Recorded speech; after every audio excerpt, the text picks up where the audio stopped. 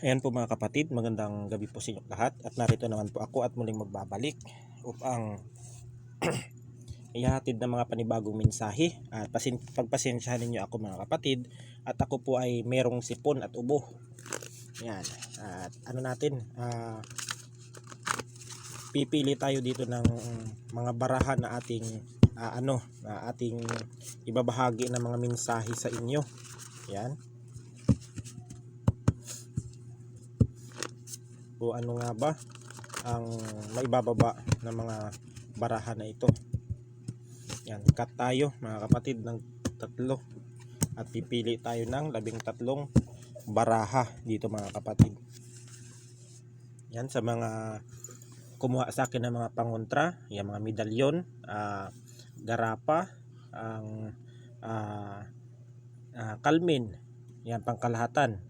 Maraming salamat po sa inyo sa mga langis na healing oil na nag-abel. Maraming salamat din sa mga nagpa-online reading, yan, nagpa-personal reading, saka sa actual na gamutan diyan sa mga nagpa-healing sa akin, sa nagpatawas, ay maraming salamat po sa pagtitiwala niyo sa akin. At narito na naman po ako at muli may ibabahagi ng mga panibagong mensahe sa inyo. Pipili tayo, 1, 2, 3, 4, 5, 6, 7, 8, 9,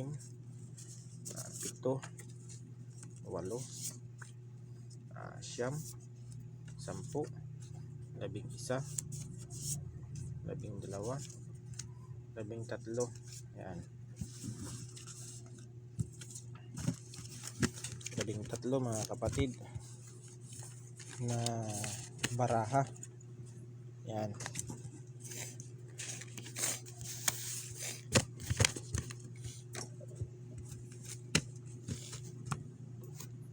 At sisimulan na natin mga kapatid ang mga mensahe. Yan. Ang unang-una mga kapatid ay good news. Yan. Itong good news na ito ay may magandang balita na dadating sa inyo sa ngayong buwan o sa susunod na buwan. Ay may good news na dadating sa inyo. Yan. Merong good news. Kung ano nga bang good news yon ay i-claim nyo na po mga kapatid.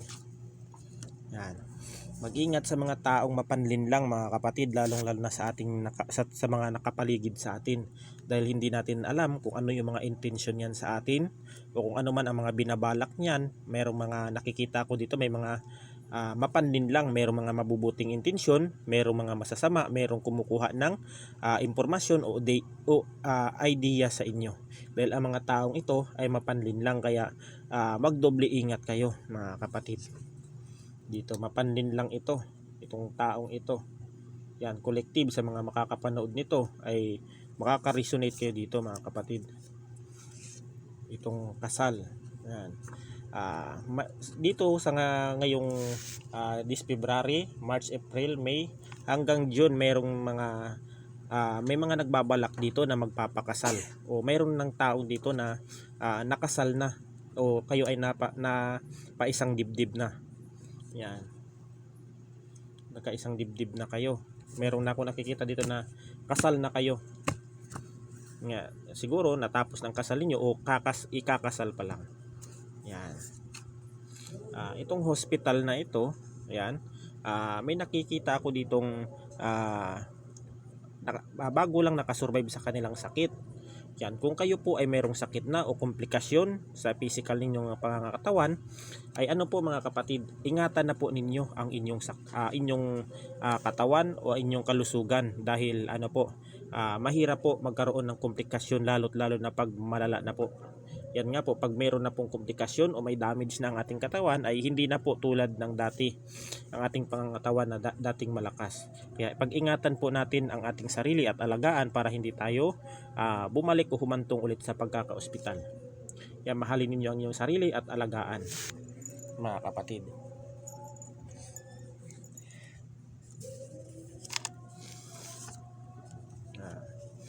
Mistress o kabit. Meron dito mga kapatid na makakapanood dito na collective na meron pong isa sa mga kasintahan ninyo diyan ay meron pong may itinatago pong mga sikreto na ayaw nilang mabunyag. Ayan. Para malaman ninyo kung yan ba ay ang inyong mga partner ninyo, kung wala yang itinatago, doon pa lang ninyo malaman. Pag yan po ay pinakialaman ninyo ang cellphone yan at yan po ay parang overprotective siya sa kanyang cellphone at di niya maiwan-iwan, kabahan na kayo mga kapatid. Dahil merong mga itinatago yan na ayaw ninyong malaman yung taong ito. Yan. Sinisipon ako mga kapatid. Yan. Itong mambabarang na ito ay isa ito sa gumawa sa inyo. Yan, gumawa sa inyo na kayo ay isa sa inyo na magpartner ay pagkakaroon ng isang kalaguyo. May isa dito na gumagawa sa inyo na magkaroon ng isa sa inyo sa magpartner sa inyo na magkaroon ng kabit. Yan. Dito. Ginawan kayo dito sa spiritual na magkaroon kayo o maging separate ang inyong relasyon dito. Ginawan kayo nito. Yan. Mambabarang ito mga kapatid. Kasi kayo talaga dito ang mga kapatid. Meron kasal dito at kayo talaga ang soulmate nitong taong ito. Yan. Yan. Kayo talaga ang soulmate ng taong ito. Kaya kayo ikinasal. Meron ng ikinasal dito. Yan. Pero sa kalaunan, sa katagalan ay nagkaroon ng mistress o kabit dahil sa ginawan kayo ng isang mambabarang na ito. Yan. Itong matandang lalaki ang gumawa sa inyo. Itong matandang lalaki na ito yung mambabarang na gumawa ng ritual para kayo ay magkaroon ng isa sa inyo na magpartner ay magkaroon ng ibang karelasyon o kabit. Yung matandang lalaki ito mga kapatid na may alam sa mundo ng espiritual. Maaring ito ay pinagawa. Ayan. May nakakita ako ditong karayom. Ayan. Itong mambabarang na ito may ginagamit itong mga karayom. Karayom, yung iba dito nakakaramdam na parang tinutusok yung likod, tinutusok yung ulo, parang sobrang sakit ng ulo ninyo. Yung iba dito ay parang tinutusok yung mga parting katawan ninyo na sobrang sakit, na parang hindi nyo alam kung ano yung mga nangyayari sa inyong katawan, na ba't nagkakagano na parang tinutusok-tusok kayo. Yan, karayom mga kapatid ang ginamit sa inyo. Yan. Kung wala kayong mga pangontra, wala kayong mga pangdepensa sa katawan, talagang mapupuruhan kayo dito.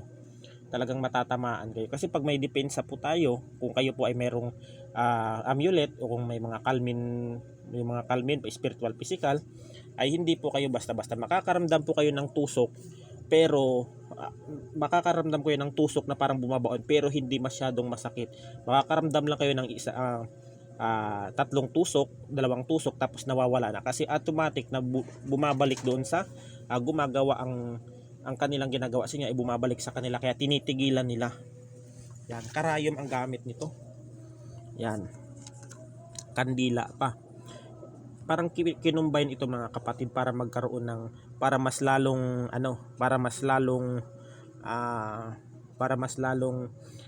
maisagawa niya ang kanyang pamiminsala sa inyo. Yan. Sa mga nakakaramdam dyan ng parang kakaiba na parang sa spiritual, ay magpahiling po kayo, wag po kayo mahiyang magpahiling.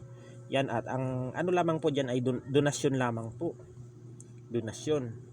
Yan. Kung may papagawa kayong mga ritual o magpapahiling, magpapabaklas, kayo po ang magpo-provide ng materialis dyan, mga kapatid. Ganyan ako. Para hindi masira yung tiwala ng mga taong naniniwala sa akin. Yan, duwende.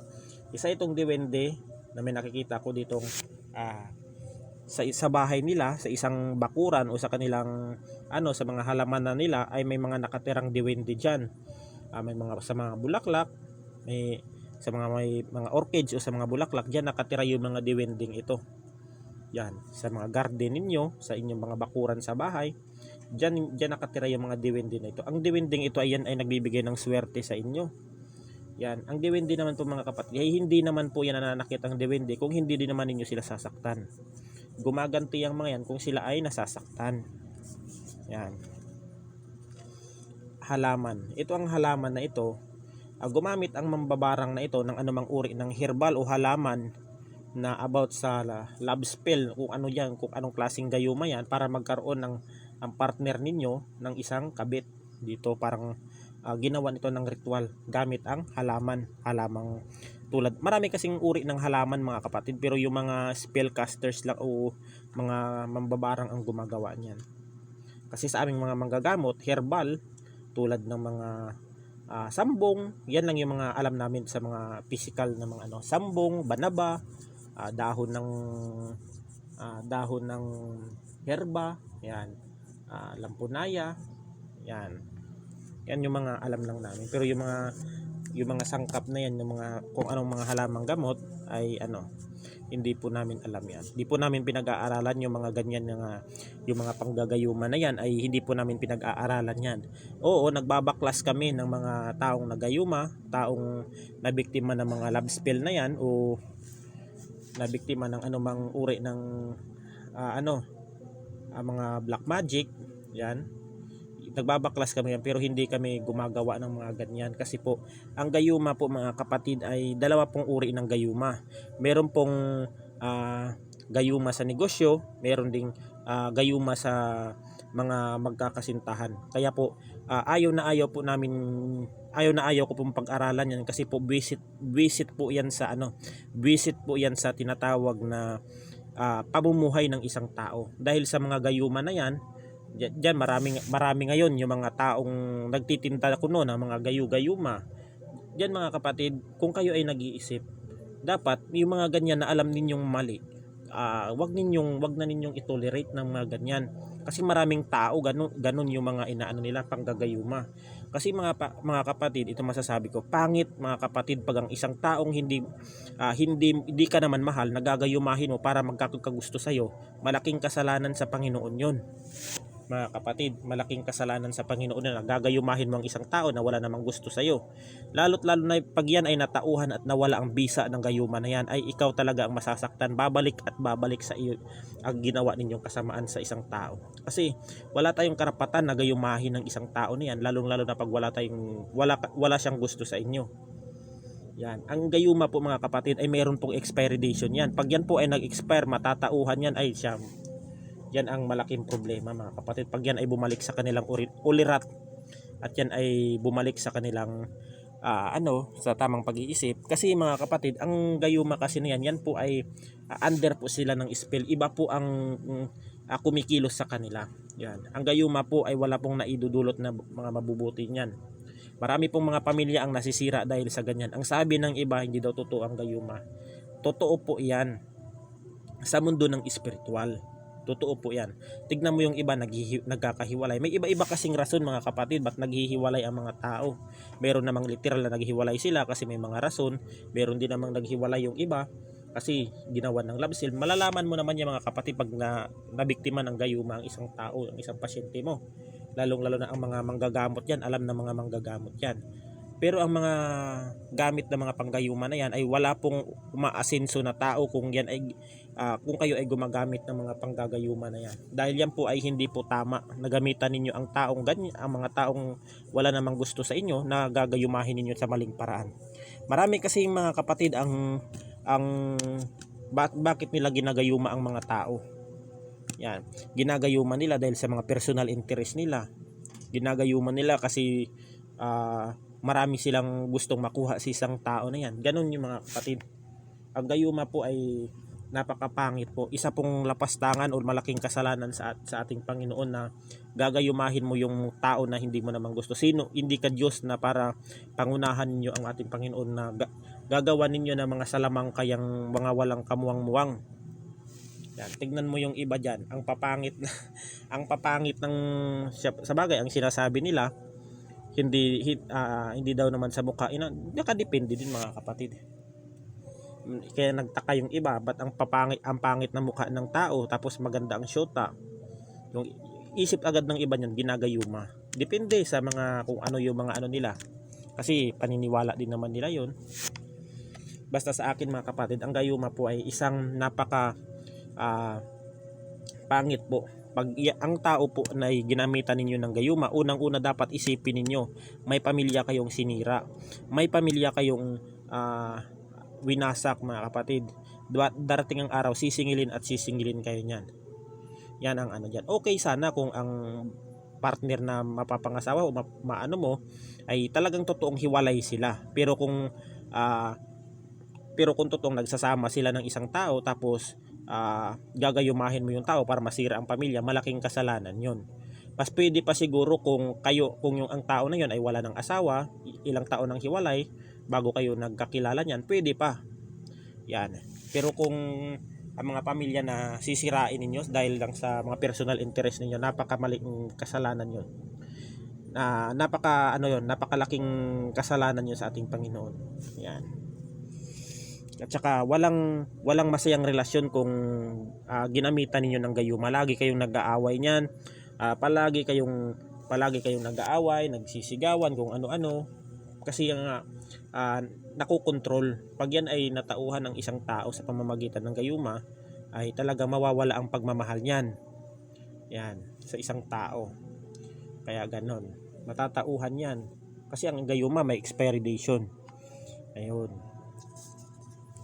O manluloko o panluloko. Yan. Itong itong manluloko na ito o panluloko, yan. Isa ito sa ang kabit na ito ay manluloko. Niloko kayo nito ng soulmate kayo dito, di ba? Soulmate kayo, kasal kayo dito. Yan. Tapos itong mistress at manluloko na ito, itong kabit ng asawa mo, kung sino ang may kabit sa inyo diyan, yan ay ay niloloko ng kabit nito yung partner ninyo. Yan, dito niloloko. Ayan, at sila dito ay mapanlinlang sila. Mapanlinlang. Ayan. Pakiramdaman ninyo mga kapatid. Yan, pakiramdaman ninyo ang kanilang ikinikilos mga kapatid. Yan.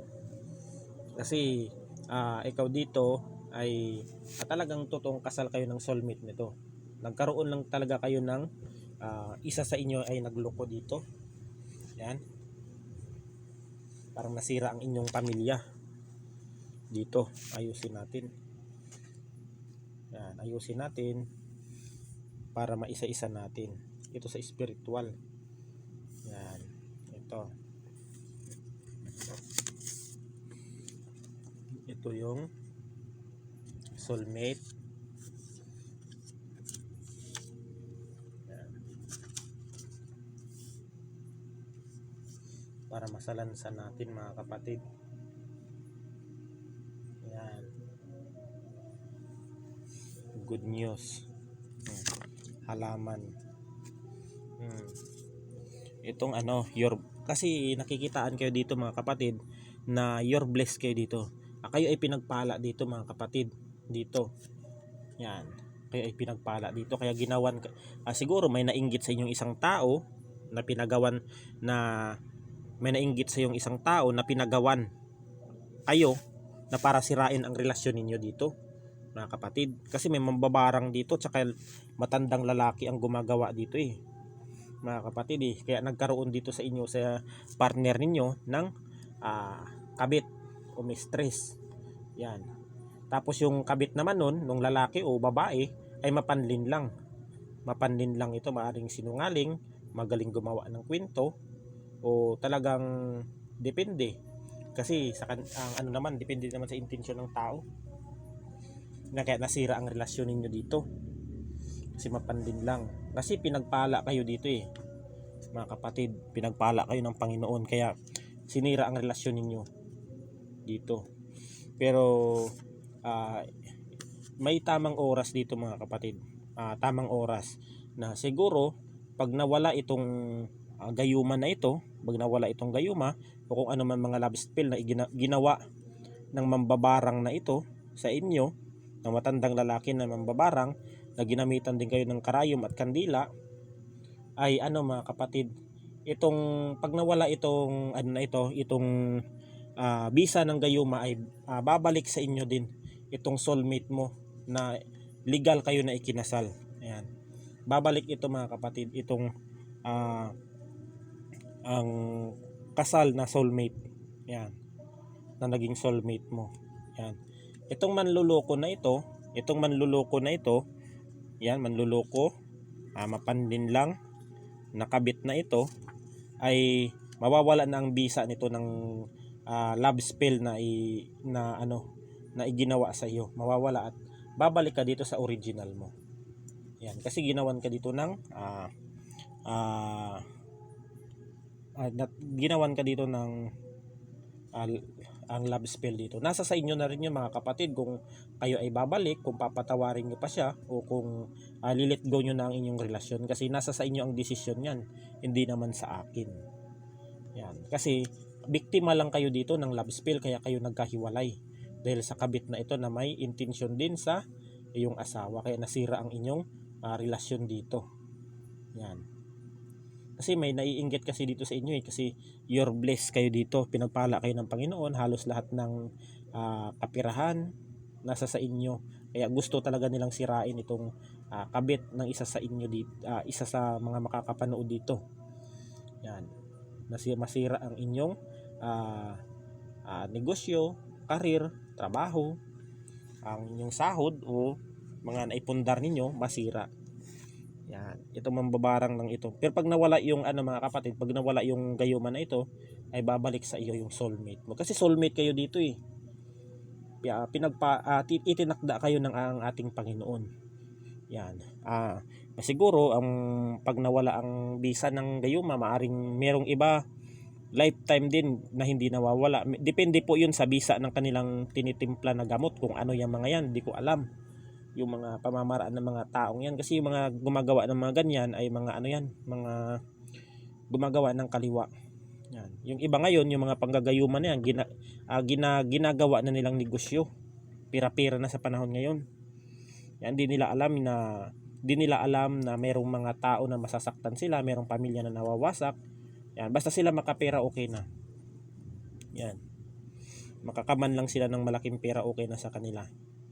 Yan, dapat maawa din kayo sa mga taong may pamilya yan, mga yan, may mga binubuhayan, huwag niyo sirain.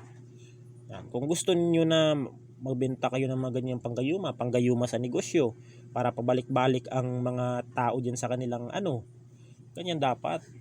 Hindi yung igagayumahin yung magkarelasyon dahil para masira, pangit 'yun. Tandaan niyo, walang masayang relasyon kung dadaanin niyo sa panggagayuma. Yan ang masasabi ko, napakamalaking kasalanan 'yon. Yan. Kasi ginamitan mo ng salamang kayong taong hindi ka naman mahal. Pag yan natauhan, baka makulong ka pa. Yan. Kasi may may expiry date din yan. Ayan mga kapatid. At hanggang dito na lang, at God bless us all. Ingat po tayo palagi. Ayan. Sa mga magbabaklas po pala ng mga gayuma, yan, kung alam ninyong nagagayuma ang inyong mga partner, at kung ano naman sila, kung willing naman sila magpagamot o magpabaklas ng mga love spell na yan, walang pong problema mga kapatid. Mas maganda na na sila mismo ang magpapagamot. Yan, madali lang pong baklas yun kung sila po ang magpapagamot ng kahit online po mga kapatid. Nababaklas din naman ng orasyon yan. May iba kasi na orasyon ang ginagamit, orasyon din ang bumabaklas dyan, kasi yan ang pamamaraan mga kapatid. Binabaklas yan, nababaklas yan. Mas maganda kung sila mismo ang magpapagamot kaysa na idadaan natin sa ritual. Yung iba matatagalan po bago tumalab. Yan. At hanggang dito na lang mga kapatid. God bless us all. Ingat po tayo palagi.